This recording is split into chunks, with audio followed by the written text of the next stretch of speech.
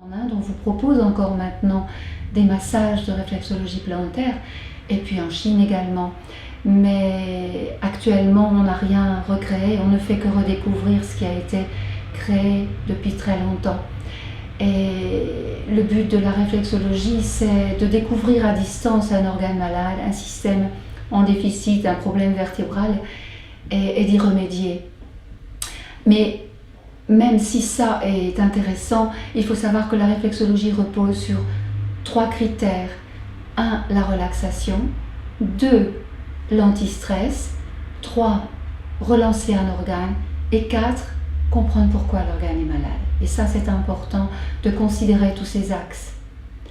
La réflexologie de base, où on détecte un organe malade à distance ou un problème vertébral ou un système en déficit, eh bien, va reposer sur 2 systèmes, le système sanguin et le système neurologique, c'est-à-dire le système neurovégétatif, où, par une information neurologique, on va envoyer un message au cerveau qui va répondre et mobiliser l'organe.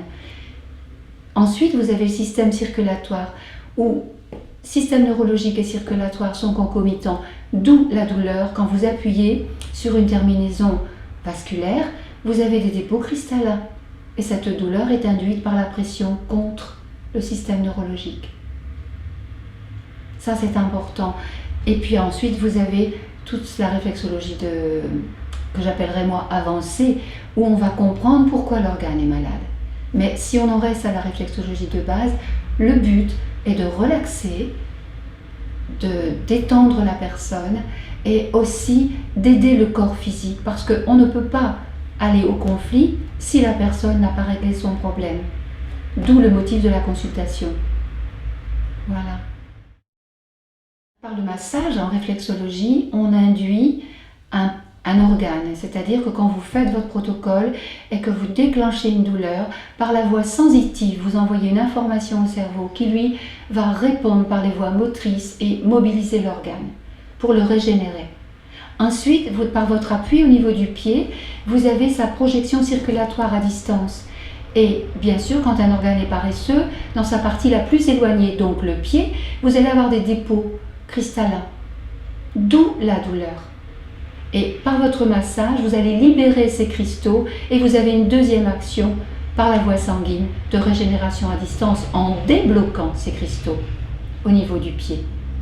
Donc deux actions, une neurologique par les voies sensitives et motrices et une sanguine en débloquant les cristaux à distance au pied. Il est certain que la réflexologie va induire un repos du corps. Et on sait très bien en médecine que quand le corps est équilibré, l'esprit automatiquement suit, c'est-à-dire tout le plan psychologique de la personne. Parce qu'on sait très bien que le cerveau, quand il est débordé par un stress, il va obligatoirement induire le corps. Le cerveau ne sait plus donner de réponse et il va induire le corps. À partir du moment où nous, réflexologues, on induit le corps dans sa relaxation, dans son anti-stress, vous régénérez le corps, automatiquement l'esprit va se récupérer. Non pas automatiquement, mais parce que la personne va avoir beaucoup plus de disponibilité face au stress. Et elle trouvera des réponses.